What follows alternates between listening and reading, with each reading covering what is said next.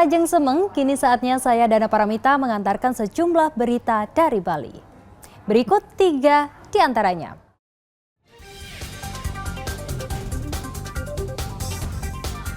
Gelombang setinggi 3 meter menerjang kawasan pesisir Karangasem yang padat permukiman nelayan.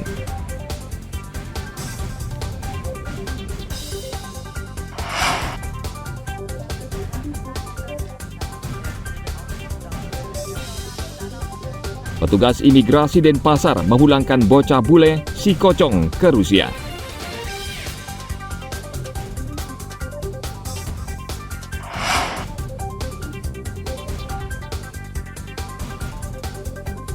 Ada 3.000 pemilih baru di Karangasem belum punya EKTP atau KTP elektronik.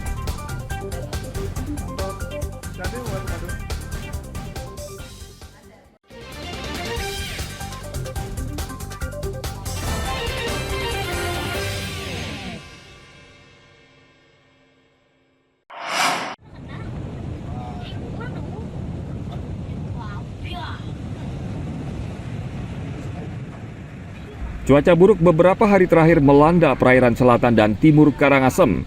Gelombang setinggi 3 meter menerjang kawasan pesisir yang padat dengan permukiman nelayan, seperti di Pantai Bukbuk, Pesisir Ujung, Seraya, Pesisir Jasri, dan Pantai Bunutan. Untuk sementara, nelayan tidak berani mencari ikan karena berisiko tinggi. Seperti nelayan di pesisir Pantai Lepra, Desa Bukbuk, terjangan ombak yang besar bahkan menyebabkan air laut naik ke permukiman nelayan. Nelayan terpaksa mengevakuasi seluruh perahu jukung yang parkir di pesisir karena khawatir rusak dihantam ombak. Terjangan gelombang tinggi menurut nelayan biasa terjadi pada peralihan musim, yakni peralihan dari Sasi Kase ke Sasi Karo, dan kondisi seperti ini akan terjadi selama 1 bulan. Sejak kapan mulai ombaknya pasang begini Pak, besar Pak? Ya itu 2 hari. Sudah 2 hari yang lalu Pak ya. Kalau begini bagaimana Pak? Bisa melaut apa enggak Pak? Nah, bisa enggak mau makan enggak. Sementara bagaimana Pak? Sementara ini berarti jukungnya diungsikan? Di jangkar itu. Kalau ombak besar begini sampai di mana biasanya Pak? Bisa sampai ke sini Pak ya? Bisa sini cuma. Hah? Berapa lama Pak kira-kira? Bisa 20 hari. 20 harian ya sampai ya. Berarti selama itu enggak bisa berangkat melaut Pak ya? Enggak bisa ya? Enggak bisa. Untuk sementara nelayan menganggur sambil menunggu hingga cuaca membaik. Biasanya nelayan mencari ikan hingga ke Selat Lombok, namun karena cuaca seperti ini mereka tidak berani ambil risiko. Tim Liputan melaporkan dari Kabupaten Karangasem.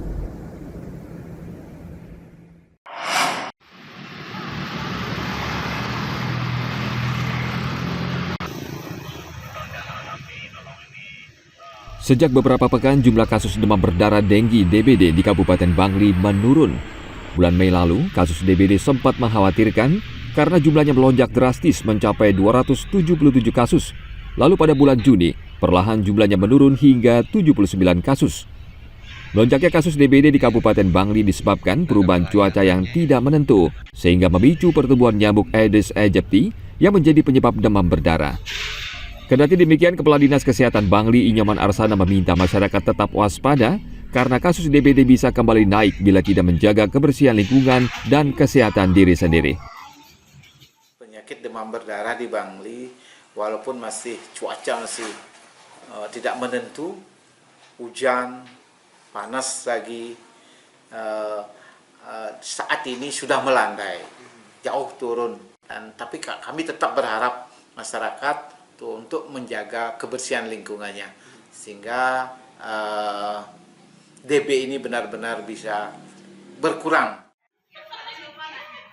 Dinas Kesehatan Bangli meminta masyarakat menerapkan 3M, yakni menguras, kemudian menutup tempat penampungan air, dan mendaur ulang berbagai barang yang berpotensi menjadi tempat berkembang biak nyamuk Aedes aegypti, penyebab demam berdarah. Tim Liputan melaporkan dari Kabupaten Bangli.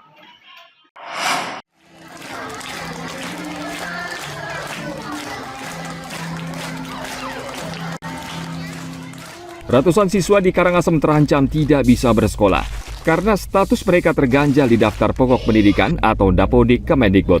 Dinas Pendidikan Kabupaten Karangasem juga memastikan siswa tersebut juga tidak bisa dipindahkan ke sekolah lain sehingga statusnya benar-benar ilegal. Untuk mengatasi hal ini, Dinas Pendidikan meminta sekolah bersangkutan segera berkoordinasi dengan Kemendikbud agar data dapodik siswa bisa segera dibuka.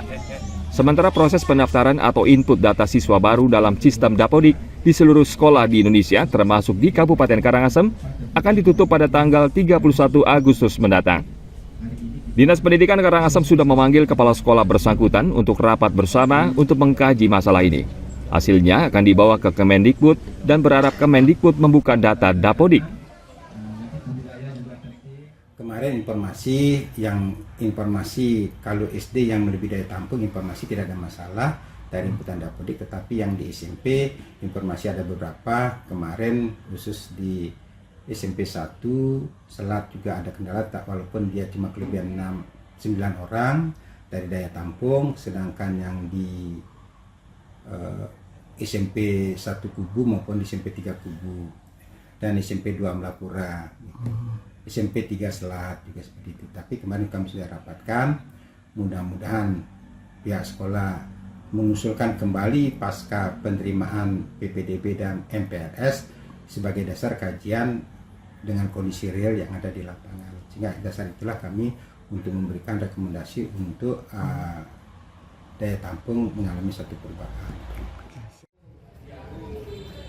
Kasus yang terjadi di Kabupaten Karangasem ini juga dialami sejumlah sekolah di seluruh Indonesia.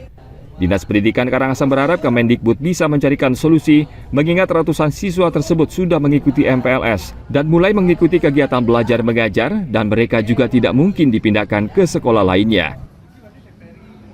Tim Liputan melaporkan dari Kabupaten Karangasem.